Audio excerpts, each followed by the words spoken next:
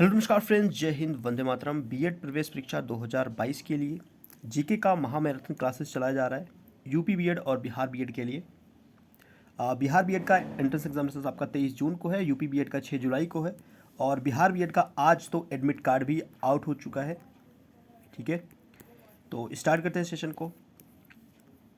Question number आपका 56 start करते हैं। भारत में सोयाबीन का सबसे बड़ा उत्पादक राज्य कौन सा है? बार बार इस क्वेश्चन को रिपीट करवा रहा हूँ क्योंकि इंपॉर्टेंट क्वेश्चन है। ठीक है, फसल से संबंधित क्वेश्चंस एक दो क्वेश्चंस आपको डेफिनेटली देखने को मिलेगा। तो सोयाबीन का सबसे अच्छा जो उत्पादन राज्य है वो है आपका मध्य प्रदेश। ठीक है, मध्य प्रदेश में पूरे देश का लगभग 1/3 आपका हिस्सा यहीं पे होता है। अगर उसके बाद बात करें तो उसके बाद आपका महाराष्ट्र स्टेट है। ठीक है, महाराष्ट्र सेकेंड पोजीशन पे है।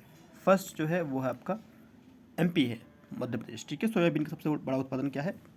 मध्य प्रदेश। और सोयाबीन सबसे बड़ा क्या है? सोयाबीन जो है वो प्रोटीन का सबसे बड़ा सोर्स है। 57 नंबर क्वेश्चन है, निम्नलिखित में से कौन एक तिलहनी फसल है? तिलहनी फसल, देखो मैसूर जो है ये आपका दलहनी है। ठीक है, दलहनी फसल है। ठीक है, सूरजमुखी ये आपका यहाँ पे क्या तेल निकलता है, तो तिलहनी फसल आपका सूरजमुखी हो गया। लोबिया और बरसीम ये आपके क्या होते हैं?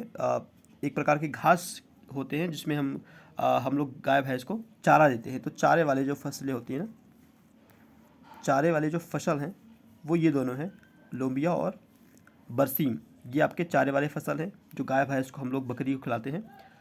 सूरजमुखी ये आपका इससे तेल निकला जाता है। तो तिलहनी फसल आपका कौन सा हो गया? सूरजमुखी। दलहनी अगर पूछता तो मैसूर हो जाता। ठीक है, मसूर। 58, इस समय भारत का सबसे बड़ा वस्त्र उद्योग कौन सा है? वस्त्र उद्योग कौन सा है? करंट का पूछ रहा है, सबसे अधिक कहाँ पर है? तो ये आपका क्या है? अहमदाबाद। ठीक है, अब गुजरात भी ऑप्शन में आ सकता है, अहमदाबाद भी आ सकता है, तो दोनों को याद रखना है। अब कुछ चीज़ें और आपको याद रखना है। वस्त्रों की राजधानी, वस्त्रों की राजधानी हम लोग किसको कहते हैं? वस्त्रों की राजधानी हम लोग कहते हैं मुंबई को। मुंबई को वस्त्रों की राजधानी कहते हैं। ठीक है, और उत्तर भारत का मैनचेस्टर किसे कहते हैं? उत्तर भारत का मैनचेस्टर हम लोग बोलते हैं कानपुर को। ठीक है, कानपुर को उत्तर भारत का मैनचेस्टर। तो अभी आपको बताना है कि दक्षिण भारत का मैनचेस्टर किसे कहते हैं। ये कमेंट बॉक्स में आपको कमेंट करना है कि दक्षिण भारत का मैनचेस्टर हम लोग किसे कहते हैं। उत्तर भारत का अगर हम कानपुर कहते हैं, दक्षिण भारत के मैनचेस्टर को किसे, कौन से राज्य को कहते हैं? ठीक है, या कौन से सिटी को कहते हैं? निम्नलिखित में से कौन सा एक ग्लोब पर वृहत वित्त नहीं है? तो ये ऑप्शन आपका डी करेक्ट है। ठीक है, ऑप्शन डी 60 डिग्री उत्तरी अक्षांश। ठीक है, ऑप्शन डी 59 का 60 नंबर क्वेश्चन है, निम्नलिखित में से किस एक नगर में भूमध्य सागरीय जलवायु नहीं पाई जाती है? एक नगर में भूमध्य सागरीय जलवायु नहीं पाई जाती है, तो यह है आपका न्यूयॉर्क। कहाँ पर? न्यूयॉर्क में। तो ऑप्शन डी आपका करेक्ट है 60 नंबर का। 61 नंबर क्वेश्चन है, निम्नलिखित में से कौन सा एक लवण सागर में सर्वाधिक मात्रा में मिलता है या पाया जाता है? इंपॉर्टेंट क्वेश्चन है, और ये है आपका सोडियम क्लोराइड। सोडियम क्लोराइड कितने फीसदी? 27.21%। ठीक है, कौन सा एक लवण सागर में सर्वाधिक मात्रा में मिलता है? तो सोडियम क्लोराइड। दूध के उत्पादन में किस देश का विश्व में प्रथम स्थान है? तो ये आपका कौन सा है? चाइना है। ठीक है, दूध में भी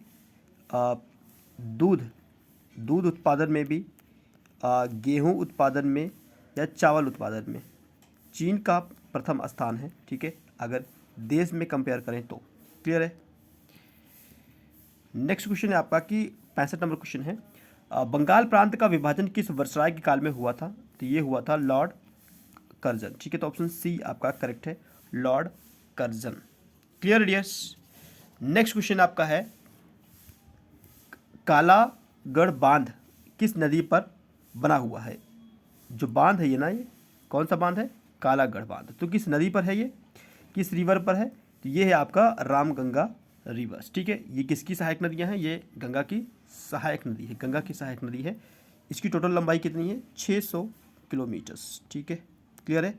गंगा की कितनी है? 2525 मीटर्स, 2525 किलोमीटर्स। ठीक है डियर, यमुना की बात करें तो 1410 किलोमीटर यमुना की है। ओके, चलिए नेक्स्ट क्वेश्चन 67। निम्नलिखित में से कौन एक सुमेलित नहीं है? ऑब्वियसली बात है, आपका ये सुंदरवन जो है आपके पश्चिम बंगाल में है। ठीक है, सुंदरवन जो है आपका ये कहाँ पर है? पश्चिम बंगाल में है। और बेवनाथ ये आपका कहाँ पर है? ये केरल में है। तो यहाँ पे ऑप्शन गलत दिया हुआ है, कर्नाटक, केरल में इसका है। तो ऑप्शन डी ही आपका यहाँ पे गलत सुमेलित है। बाकी बी नंबर अगर हम देखते हैं, बी नंबर जो है आपका भीतर कनिका, ये है आपका उड़ीसा में। ठीक है, और पिचवरम ये आपका तमिलनाडु में। बाकी ठीक है, बट वेवनाथ जो है आपका ये यही गलत है, ये केरल में है। ठीक है, क्लियर है? तो ये सभी ये क्या है? ये जैसे सुंदरवन हुआ आपका, सुंदरवन डेल्टा हुआ, सुंदरवन टाइगर्स रिजर्व हुआ, भीतरकनिका जो हुआ। ठीक है, ये वन्य प्राणी अभयारण्य है जो कि उड़ीसा राज्य में है। ठीक है, मगरमच्छ संरक्षण भी यहाँ पे मिलता है। और वेवनाथ क्या है? ये आपका वेवनाथ क्या है? ये आपका एक प्रकार का झील है। ठीक है, क्या है ये आपका झील है। क्लियर है? और ये पिंचवरम ये आपका पक्षी विहार है। क्लियर है डियर? चलिए मूव करते हैं 68 नंबर क्वेश्चन। निम्नलिखित में से पश्चिम दिशा में बहने वाली नदी कौन सी है? पश्चिम दिशा में बहने वाली नदी कौन सी है? तो ये आपकी कौन सी नदी है? नर्मदा रिवर से। ठीक है, कौन सा है? नर्मदा रिवर से। कहाँ से निकलता है? ये अमरकंटक से निकलता है। ठीक है, उद्गम स्थल क्या है? अमरकंटक। ये भी इसको आपको याद रखना है। क्लियर है डियर्स? चलिए मूव करते हैं अनदर क्वेश्चन पे। पश्चिमी हिमालय की शीतोष्ण पेटी निम्नलिखित में से कौन से एक वृक्ष का बाहुल्य है? तो ये कौन सा है? कौन सा वृक्ष है? वो देवदार है। ठीक है, कौन सा वृक्ष है? देवदार। निम्नलिखित में से किस प्रकार की मिट्टी जल धारण क्षमता सबसे कम होता है? तो ये है दोमट मिट्टी, दोमट बालू का। ठीक है, कौन से बालू का? दोमट बालू का। ठीक है, क्लियर है? Option B. हमारे देश के निम्नलिखित राज्यों में से किस राज्यों में वनों का सर्वाधिक क्षेत्र है? तो वन जो है वो एमपी में है। ठीक है भैया, मध्य प्रदेश में सबसे अधिक वनों का क्षेत्र है। ठीक है, तो मध्य प्रदेश में वन अधिक मात्रा में है। नेक्स्ट क्वेश्चन है 74 का। भारतीय संसद का संयुक्त अधिवेशन निम्नलिखित में से कौन एक बुला सकता है? कौन बुला सकता है? तो राष्ट्रपति बुला सकता है। इसको हम लोग पढ़ते हैं आर्टिकल 108। ठीक है, अनुच्छेद 108 में हम लोग पढ़ते हैं संयुक्त बैठक को। ठीक है, ज्वाइंट सेशन को। ठीक है, राष्ट्रपति बुला सकता है, लेकिन अध्यक्षता कौन करता है? अध्यक्षता आपका करता है लोकसभा का अध्यक्ष। ठीक है, दोनों में अंतर है क्वेश्चंस में। अगर आपसे पूछता है कि संयुक्त बैठक का अध्यक्षता कौन करता है, तो लोकसभा अध्यक्ष करता है। लेकिन अगर आपसे क्वेश्चन ये कहता है कि लोकसभा संयुक्त बैठक का मतलब बुलाता कौन है? ठीक है, संयुक्त अधिवेशन कौन बुलाता है? तो राष्ट्रपति बुलाता है। दोनों में अंतर आप समझ पा रहे हो ना? तो डिफरेंस आप करके तैयार करना है। ठीक है, निम्नलिखित में से लोकसभा स्पीकर्स, भारत में लोकसभा का अध्यक्ष, तो ऑब्वियसली बात है, इसको क्या किया जाता है? चयनित किया जाता है। ठीक है, हम लोग अध्यक्ष के बाद में पढ़ते हैं 93 में, आर्टिकल 93 में। तो अनुच्छेद 93 के तहत लोकसभा अपनी पहली बैठक जब बैठता है ना, लोकसभा की जब पहली बैठक, तो उसके बाद वो अध्यक्ष और उपाध्यक्ष को क्या करता है? चुन लेता है। ठीक है, तो बी ऑप्शन करेक्ट है, चयनित किया जाता है। Question number 76। भारत के योजना आयोग का सृजन किया गया। योजना आयोग का सृजन किया गया था 1950 में ही केंद्र सरकार के द्वारा। 15 मार्च 1950 डेट अगर आपको याद रखना है तो याद कर सकते हो, इंपॉर्टेंट है। और मंत्रिमंडल के एक प्रस्ताव के द्वारा इसको इस्टेब्लिश किया गया था। ठीक है, तो मंत्रिमंडल के प्रस्ताव के द्वारा कब किया गया था? 1950, ये ज़्यादा इंपॉर्टेंट है, याद रखिएगा। 1950 में योजना आयोग। और योजना आयोग जो है ये आपका संवैधानिक निकाय नहीं है। ठीक है, आपको भी पूछेगा कि संवैधानिक निकाय कौन सा है, तो योजना आयोग बिल्कुल भी ये आपका संवैधानिक निकाय नहीं है। और 1905 में इसको इस्टेब्लिश किया गया था मंत्रिपरिषद के एक प्रस्ताव के द्वारा। और इसका जो पदेन आयोग अध्यक्ष जो होता है वो प्रधानमंत्री होता है। ठीक है, पीएम होता है। और योजना आयोग को फिलहाल अभी इसका नाम भी चेंज किया गया है। 2014 में इसका नामकरण कर दिया गया है, नीति आयोग इसका नाम दे दिया गया है। क्लियर है? तो इतने सारे डाटा आप लोग को तैयार रखना है। भारतीय संविधान की उद्देशिका या इसको हम लोग प्रस्तावना भी कह सकते हैं, ठीक है।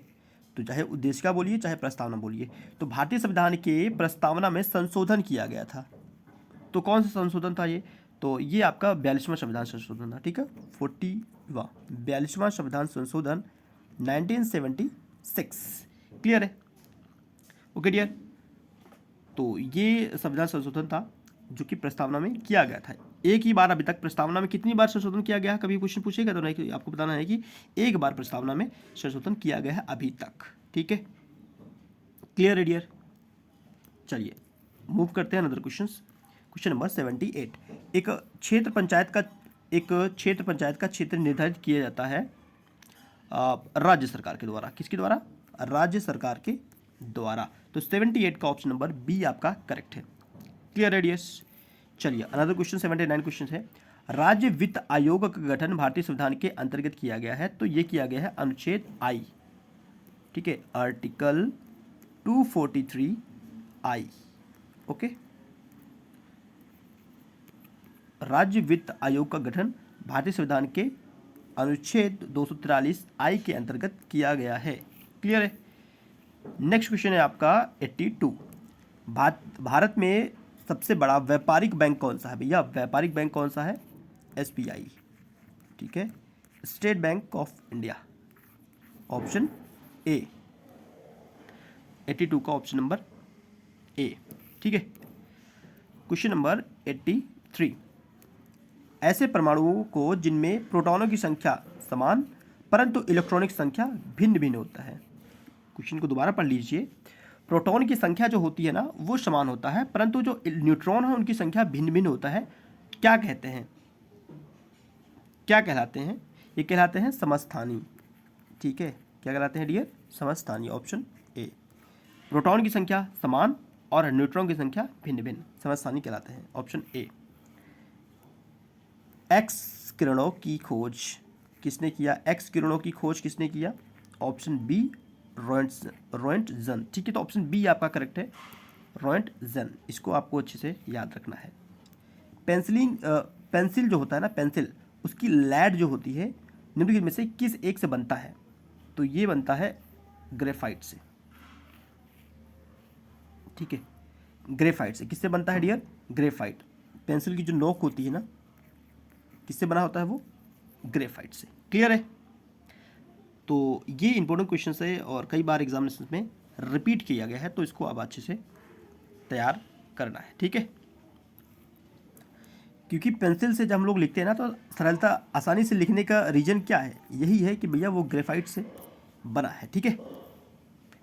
नेक्स्ट क्वेश्चन है आपका कि अधूरे प्रज्वलन के कारण मोटर कार और सिगरेट से निकलने वाली रंगहीन गैस है।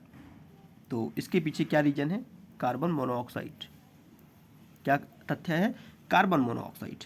अच्छा, जो मेथेन गैस है ना, इसको मार्स गैस के नाम से भी जानते हैं हम लोग। मार्स गैस, मीथेन को, ठीक है।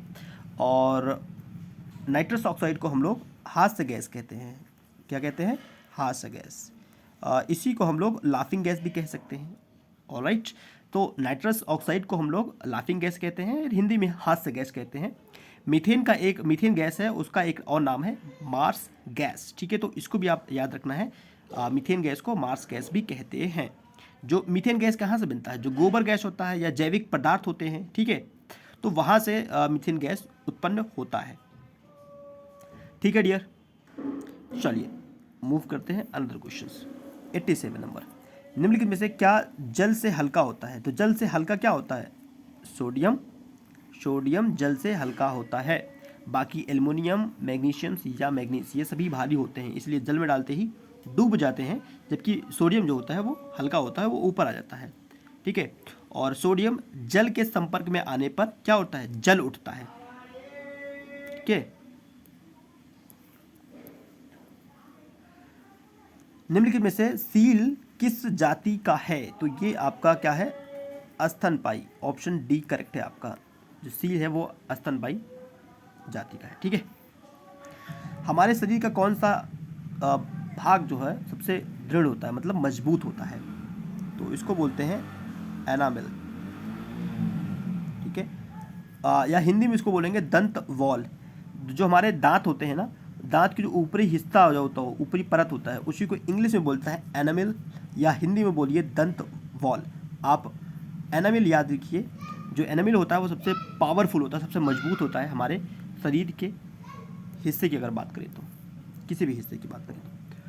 दूध प्रोटीन को पचाने वाला एंजाइम कौन सा होता है? मोस्ट इंपोर्टेंट क्वेश्चन है ये, है आपका पेप्सिन। ठीक है, पेप्सिन की वजह से क्या होता है, दूध डाइजेस्ट होता है। हमारे शरीर का अधिकतम भार बना होता है, किससे बना है भैया? जल से बना है। 70% जो हमारा पूरा शरीर है वो जल से ही निर्मित है।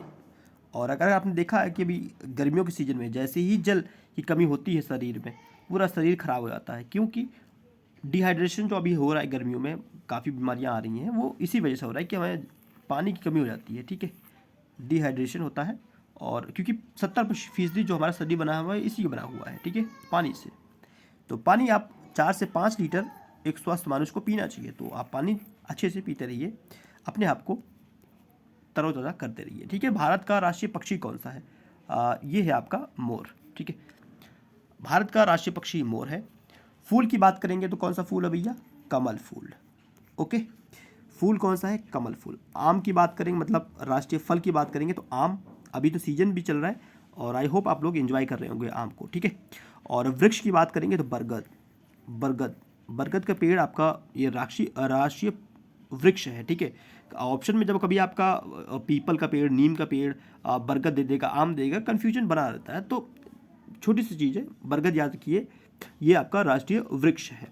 राष्ट्रीय वाक्य क्या है बताइए? राष्ट्रीय वाक्य क्या है? सत्यमेव जयते। सत्यमेव जयते ये हमारा राष्ट्रीय वाक्य है। ठीक है, तो ये बेसिक चीज़ है, इसको अच्छे से तैयार रखिए। रेशम कीट पालन को कहा जाता है, रेशम कीट पालन को इसको कहते हैं सेरीकल्चर। सेरीकल्चर क्या होता है? रेशम कीट। ओके, और बी ऑप्शन देखते हैं, हार्टिकल्चर किसे बोलते हैं? एक सिंपल से शब्द में बोलूँगा, बागवानी करना। ठीक है, पेड़ पौधे लगाना, फलों के पेड़ लगाना, फूलों के पेड़ लगाना, कुल मिला के बागवानी करना, ये होता है हार्टिकल्चर्स। फ्लोरिकल्चर क्या होता है? ये स्पेशली फूलों का अध्ययन होता है। फूलों पे हम जब लोग स्टडी करते हैं, फूलों पर स्टडी करते हैं, उसी भी बोला जाता है फ्लोरिकल्चर्स। और सेरिकल्चर्स मतलब ये रेशम से संबंधित है। एपीकल्चर्स ये आपका किससे संबंधित है? मधुमक्खी से संबंधित है। ठीक है, मधुमक्खी से संबंधित है। और ये मैंने आपको बोल दिया बागवानी। ठीक है, और ये फूलों का स्टडी करना, फूलों का अध्ययन करना, फ्लोरिकल्चर। सेरिकल्चर तो आपको पता है, कीट, रेशम कीट पालन को कहते हैं। ओके डियर, नेक्स्ट क्वेश्चन है 95। भारत का दूरस्थ दक्षिण बिंदु है, कौन सा है? Indira point, option C. Don't forget, important question है। तो सेशन पसंद आया हो, अभी बिहार बीएड के लिए एटलीस्ट आपके पास 7 दिन है कम से कम, और कंटिन्यू स्टडी करते रहिए।